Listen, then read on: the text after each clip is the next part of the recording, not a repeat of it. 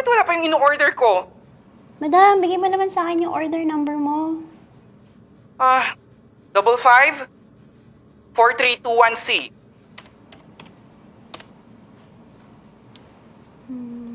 Ma'am, pipick upin na po ng courier namin bukas. Aba, malakas ng loob mo magsabi sa live na 2 days delivery? Ay, Madam, 2 days delivery po talaga around QC area. wala akong naririnig na ganun. Ma'am, nasa caption po yun palagi ng live ko. Basta, 2 days na sinabi mo is 2 days or else, i-cancel mo na yung order ko. Madam, nakuha na po namin sa supplier at kukuhanin na po yun bukas. Oh, so kailan dadating? Madam, sa Ilocos pa po kayo eh. So, mga after 2 days pa po pag na-pick up na. Ay, hindi.